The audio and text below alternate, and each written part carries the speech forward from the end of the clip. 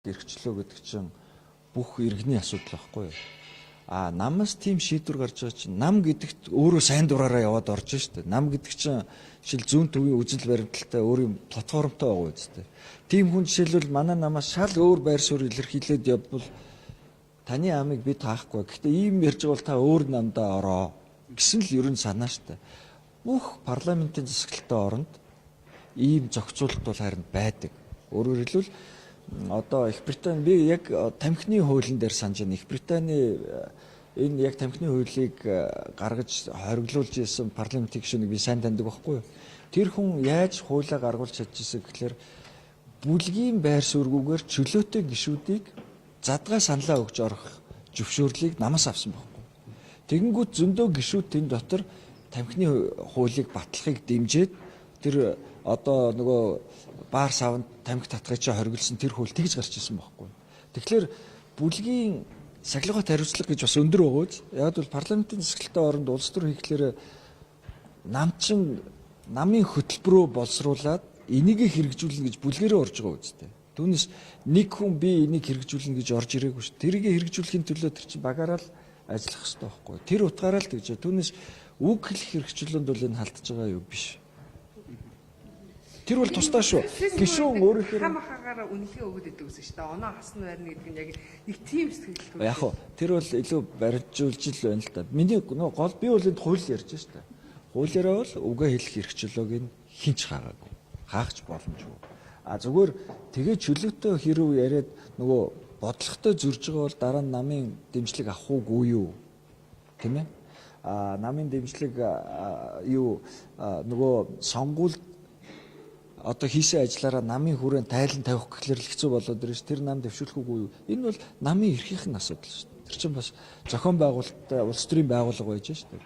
Үг хэлэн үзэл бодлоо илэрхийлэлээр хаагаагүй гэдэг зүйлээс хэлээд байна л да. Нөгөө талаа нь хариуцлагын асуудал биш үү? Тэгэхээр ер нь намын хэлний одоо гарч байгаа шийдвэрээс зүрх юм бол оноо хасна. За мөн хэлний дараа ганцаарчилж уулзаж одоо анхаарал өгнө гэдэг энэ заалтууд чинь өөрөө хязгаарлаж байгаа нэг хэлбэр биш үү? Английн жишээ парламентд одоо Их Британий парламентд бүлэгдэн бүр whip гэж хүн байдаг байхгүй. Тэр нь гисгүү гэсэн үг. Тэр одоо нөгөө намын бодлогоосоо тас зөрөөд байгаа хүмүүстэй хариуцлага тооцох механизмтай байхгүй. Тэгэхдээ тэр чинь ахаад үг хэлэх эрхчлөөг нь хаагаагүй тэр хүнтэйгээ хэлэх юмаа хэлэл явж иж болно. Дараа нь харин намаасаа би дэвшихүүгүй юу гэдэг энэ л асуудал байж байгаа байхгүй. Нодон жишээлбэл үндсэн хууль яригадаад явж байхад би намаасаа тас өөр байр суурьтай л байсан биз дээ.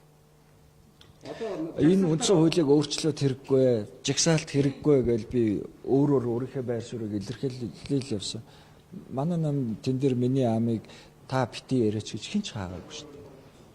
Одоо юу гэдэг жагсаалтаар намд орсон намаас эцэг гишүүн болсон төрөлд байгаад ийм хэлэлт тийм ээ бослын салбар ч гэдэг юм уу Вашингтон салбар ч гэдэг юм уу энэ гишүүдийн хувьд мэдээж юу гэдгийг цааш намын дэмжлэг бол авахын тулд юу ч ямар ч хууль оруулж ирсэн засгийн газраас ямар ч хууль оруулж ирсэн бай хоёр гараа өргөд дэмжихээс аргагүй байдал энэ чинь оруулаад байна л. Тийм эцсийн дүнд энэ дээр бол яг хүний хувь хүний харин тэгэл одоо ёс суртахуун жишээлбэл өөрийнх нь үжил бодолтой зөрчилж байгаа юу орж ирүүлтэл байр суурийг хэлнэ шүү дээ.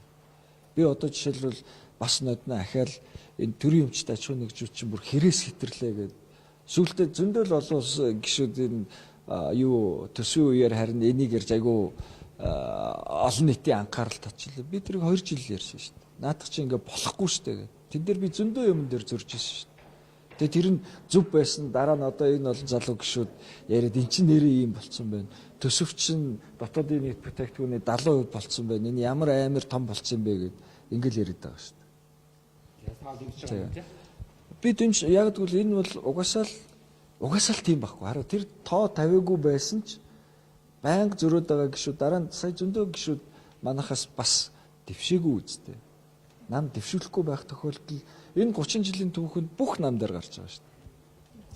Гишүүний таньс нэг зүйл асууж одоо гишүүний үйл ажиллагааны зардал болоо цалин урамшуул нийлээд 20 сая 40 сая зөрүүтэй мэдээлэл яваад байна л та. Тухайлбал та энэ дээр. Гэхдээ энэ дээр юу гол юм чинь нөгөө хууль боловсруулна шүү дээ. Тэгэхэд чинь төсөв цаанаас заавал гаргаж байгаа. Тэгэхгүй бол үнэхээр хууль боловсруулна гэдэг чинь айгүй их судалгаа хийж байгаа. Одоо бид нар энд хууль тогтоомжийн тухай хууль оруулж байгаа өшөө тэгээ хүмүүний эрхийн үнэлгээ заавал хуулийн дээр хийдэг болж шүү дээ. Энд чинь өөрөө ахаад нэмээд зардал гарч байгаа байхгүй. Тэр судалгаануудыг хүн загнаад хийлгэхгүй шүү дээ.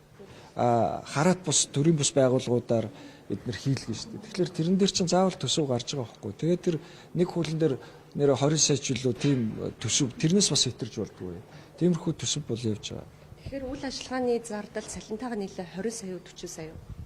Миний санаж байгаагаар юу 20 сая хууль боловсруулж байгаа тохиолдолд бол тэрнээс хэтэрж болдгоо.